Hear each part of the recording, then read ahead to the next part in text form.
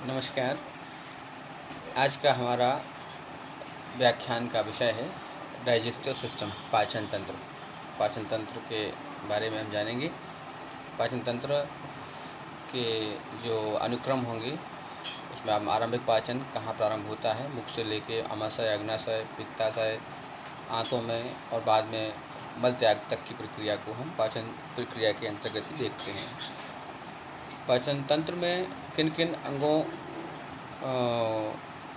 का मिश्रण है या किन किन अंगों का रोल है, भूमिका है, उसमें मुख द्वार से लेके, मुख गुहा से लेके और मुख में जो लार ग्रंथियां हैं, सलाइवरी ग्लैंड्स हैं या पैराटॉइड ग्लैंड्स हैं, उसको लेकर फिर आहार नाल, ग्रसनी, ग्रसिका, आमाशय, छोटी आंत, बड़ी आंत, मलाशय, मलद्वार और सहायक पाचन ग्रंथियां और भी जो हैं, जो डाइजेस्टिव जूसेस निकालती हैं, यकृत, पित्ताशय, अग्नाशय, पैंक्रियास एक्सेट्रा, ये समस्त इसका पाचन तंत्र के अंग के रूप में जाने जाते हैं, जो कि हम चित्र में देख पा रहे होंगे। चित्र में हम देखें तो मुख से लेके और ये पूरे पाचन तंत्र की प्रणाली में, तो ये छोटी आंत और बड़ी आंत से लेके हम नीचे देखें तो बृहदांत्र के लास्ट में जो पुच्छ है, पूंछ जो है परिशिष्ट के नीचे आप देखें गुदा हाँ लिखा है, ये यहाँ पर मलाशय का एक स्थान भी है। आइए जानते हैं पाचन प्रक्रिया का क्या अर्थ होता है। पाचन से तात्पर्य है आहार के पदार्थों के विशिष्ट घटकों, जिनमें प्रोटीन, कार्बोहाइड्रेट, वसा, विटामिन, खनिज, लवण, जल इत्यादि सभी घटकों को खाद्य पदार्थों से अलग अलग कर देना, जिससे कि वो उपयोग में आ सकें। हमारे शरीर में सबसे ज़्यादा जो अवयव है वो जल की मात्रा है। 2/3 भाग हमारे शरीर में जल का है और प्रोटीन जो है वह शरीर की मुख्य वस्तु है, जिससे ही समस्त हमारे जो अंग बने हुए हैं, जिनको हम तंत्र कहते हैं, वो प्रोटीन से बनते हैं। कार्बोहाइड्रेट ग्लूकोज के रूप में हमारे शरीर को बहुत आवश्यक है। ये शरीर में ऊर्जा का काम करता है। शरीर में जो मांसपेशियों के जो मूवमेंट्स हैं, जो संचालन है, गतिविधियाँ हैं, वो सब इसी से होती हैं। और इसी प्रकार वसा भी हमारे शरीर में बहुत अधिक मात्रा में एकत्रित है। विटामिन, लवणों की आवश्यकता शरीर के संपादन के लिए समय समय पर आवश्यक होती है। ये सब वस्तुएं हमें जितने हमने नाम लिए, चाहे विटामिन हों, चाहे कार्बोहाइड्रेट्स हो, प्रोटीन हो, खनिज लवण हों इत्यादि, जो भी है हमारे शरीर के संपादन में आवश्यक है, जो कि हमें आहार से ही प्राप्त हो सकते हैं। आहार इन सभी अवयवों का एक रासायनिक स्वरूप है जो हमें सम्मिश्रित रूप से प्राप्त होता है, लेकिन हमारी पाचन प्रणाली इसको अलग अलग घटकों में बांटकर और शरीर के विभिन्न अंगों की कोशिकाओं तक भेज देती है, जिससे वह अपने उपयोग में आ सकें। जो पदार्थ पाचन से बच जाता है या जो पदार्थ हमारे उपयोग का नहीं है, वह मल, मूत्र, शोथ और श्वास मार्ग से बाहर निकाल दिया जाता है अनुपयोगी अवशिष्ट पदार्थों को।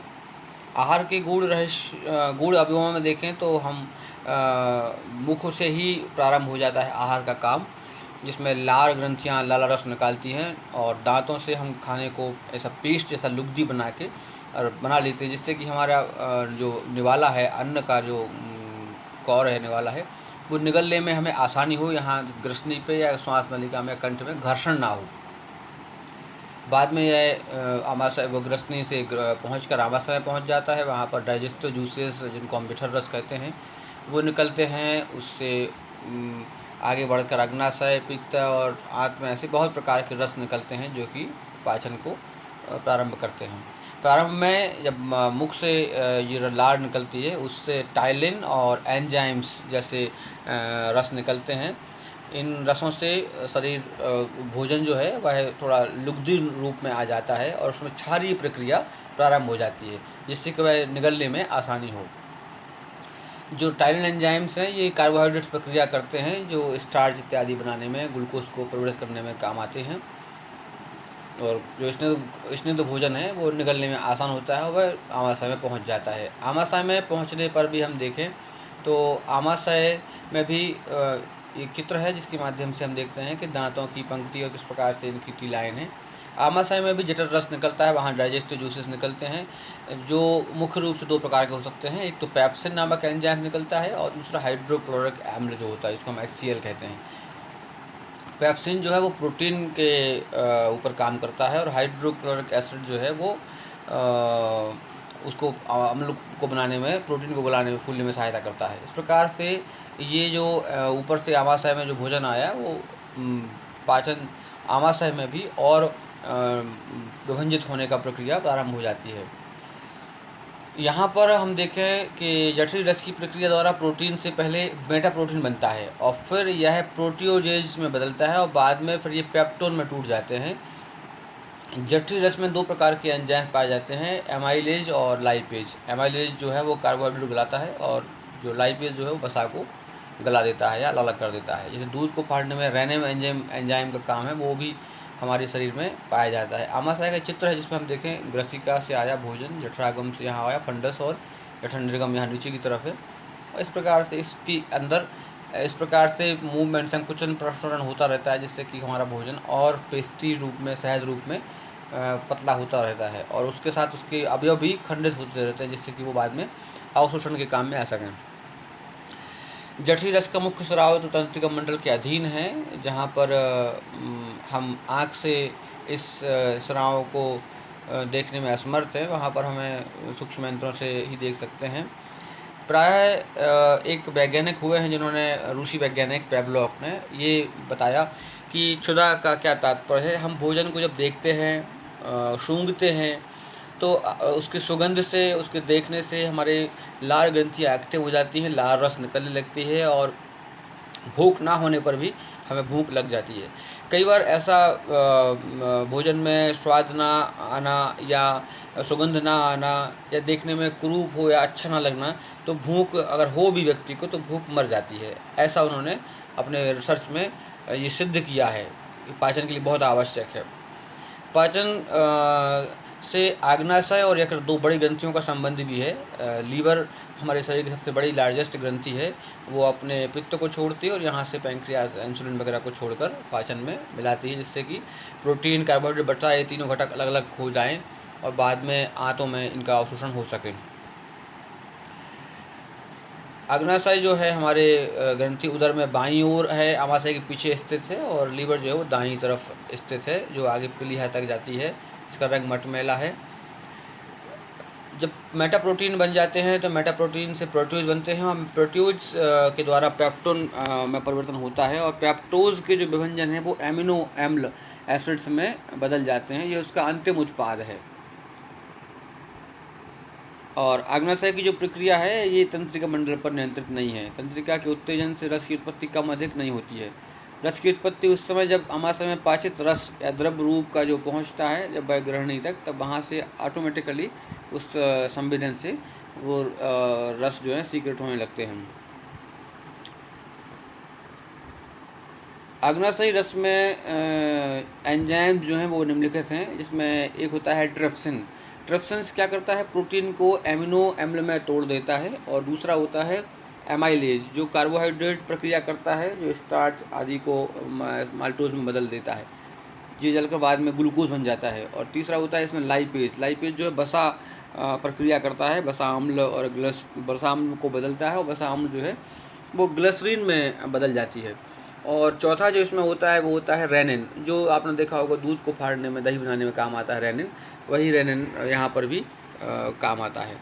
फिर पित्त से कुछ पित्त निकलता है, लीवर से पित्त निकलता है, यकृत से नामक बड़ी ग्रंथि है, वहाँ पर पित्त का निर्माण होता है और पित्ताशय में आकर एकत्र हो जाता है और जितनी आवश्यकता होती है उतना पित्त हमें भोजन में सीधा ग्रहणी में पहुँच जाता है। यह एक पीला सा हरा पीला सा गाढ़ा सा रंग का द्रव पदार्थ होता है, जो वसा के पाचन में बहुत महत्वपूर्ण। चित्र में हम देखें, यहाँ एक जो लाल एक पत्ती है वो हमारी पैंक्रियाज है, अग्नाशय। और जो हरी आप देख रहे हैं एक डगाल सी शाखा सी, और ऊपर जाके आप एक आकार देख रहे हैं अंडाकार, वो हमारा लीवर है और यह पित्ताशय है। यहाँ से पित्त निकल के और ये इसी ग्रहणी के पास जाके मिल जाता है। क्षुधांत्र में पाचन, फिर उसके बाद कुछ पाचन ऐसा भी है जो रह जाता है, तो वो छोटी आंत में जाके पाचित होता है। वैसे तो क्षुधांत्र का मुख्य रूप से काम जो होता है वो रसों का अवशोषण करना होता है, फिर भी अगर कुछ पाचन का भाग रह जाता है तो वह छोटी आंत में भी हो जाता है। क्षुधांत्र का विशेष काम तो हमने बताया कि जैसे अवशोषण है, फिर भी कुछ पार्ट जो रह जाता है तो उसकी श्लेष्मिक झिल्लियों से कुछ रस भी निकलता है, जो और भी पाचन करने में सहयोगी होते हैं।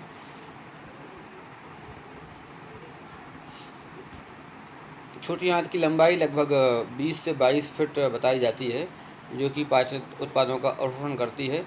अवशोषण की वह प्रक्रिया जिसमें पाचन से प्राप्त जो विभिन्न उत्पाद हैं, जो यांत्रिक म्यूकोजा में निकलकर रक्त या लसिका में सीधे पहुंचाए जाते हैं, यह निष्क्रिय, सक्रिय, सुसाध्य परिवहन क्रियाविधियों पर संपादित होती है। ग्लूकोज, अमीनो अम्ल, क्लोराइड, आयन आदि की थोड़ी मात्रा सरल विसरण प्रक्रिया द्वारा सीधे रक्त में पहुंचा दी जाती है। इन पदार्थों को रक्त में पहुंचना सांद्रता, प्रवणता, कंसंट्रेशन ग्रेडियंट पर निर्भर करती है, जबकि लैक्टोज और अन्य कुछ अमीनो अम्ल का परिवहन वाहक सोडियम आयन के द्वारा पूरा होता है। यह क्रियाविधि सुसाध्य परिवहन के द्वारा संपादित होती है। सर्वप्रथम ये विलेय सूक्ष्म बूंदों में समाविष्ट होकर आंतरिक म्यूकोसा में चले जाते हैं, जिन्हें मिसेल्स कहते हैं। फिर उसके बाद जो लिक्विड पदार्थ है लसिका वाहिनियों से पहुंचने के बाद जो बच जाता है अवशोषण के बाद, वो लगभग शहदनुमा होता है, तो उसको फिर वो बड़ी आंत की तरफ धकेल दिया जाता है। बड़ी आंत का काम भी अवशोषण का होता है। मूल रूप से बड़ी आंत जो है वो जल का अवशोषण करती है और सूखे हुए पदार्थ को है मल त्याग के लिए आगे निकाल दिया जाता है। तो बड़ी आंत से वह मलाशय में पहुंच जाता है, और मलाशय में जब एक मात्रा तक मल इकट्ठा हो जाता है तो वहाँ से फिर उसको बाहर निकालने के लिए संवेदनशीलता उत्पन्न होती है। कुछ मात्रा में यहाँ बड़ी आंत ग्लूकोज का भी अवशोषण कर लेता है। इस प्रकार इसके अतिरिक्त जो बड़ी आंत है वह लोह, मैग्नीशियम, कैल्शियम आदि शरीर का त्याग बृहदांत्र से ही होता है। मलोत्सर्ग ये मल में मिल जाते हैं। जीवाणुओं की क्रिया में भी पाचन में बहुत महत्वपूर्ण है। बड़ी आंत में बहुत सारे जीवाणु पाए जाते हैं, जिनकी संख्या करोड़ों में है। बृहदांत्र में सेलुलोज का भी है, जिस पर किसी पाचक क्रिया नहीं होती, भंजन भर डालते हैं। इसी से हाइड्रोजन सल्फाइड, मेथेन आदि गैस उत्पन्न होती हैं। मुख्य रूप से पाचन का प्रयोजन ऊपर हम चर्चा कर चुके हैं कि शरीर को पोषक पदार्थों की उपलब्धता कराना होता है, जो कि इसका संबंध प्रकृति ने प्रबंधित कर रखा है, जो ऑटोमेटिक चल रहा है। इस पर किसी कोई बाह्य प्रक्रिया से कोई इसका लेना देना नहीं है। ये तो एक आंतरिक प्राकृतिक प्रक्रिया है जो सहज रूप से चलती रहती है। पाचन आहार के जो पदार्थ हमें अवयव में मिलते हैं वो शरीर में पहुंच जाएं और उसकी सही से उपयोगिता सिद्ध हो, ये पाचन का मुख्य कार्य है। अधिक से अधिक शरीर में उसका उपयोग हो सके, शरीर में जो भी पार्ट क्षति हो रही है उसको वह ठीक से निर्माण कर सकें, उसका संरक्षण कर सकें। नए ऊतक का निर्माण है, नई कोशिकाओं का निर्माण है, कार्य करने के लिए ऊर्जा चाहिए है। ये सब कार्य हमारे पाचन तंत्र के द्वारा संपन्न होते हैं। आहार के विभिन्न अवयवों का अत्यंत सूक्ष्म तत्व विभाजन कर उनका शोषण कर शरीर की कोशिकाओं को ऊर्जा के रूप में उनका उपलब्ध कराना ही पाचन का मुख्य कार्य होता है। बाद में जो पदार्थ पाचन के उपरांत बच जाता है वो उसको अवशोषण के बाद बड़ी आंत के द्वारा मलाशय में भेज दिया जाता है, जहाँ पर 15 अरब खरब कुछ जीवाणु संख्या है एक आकलन के आधार पर, जो उनका निवास स्थान कहलाता है।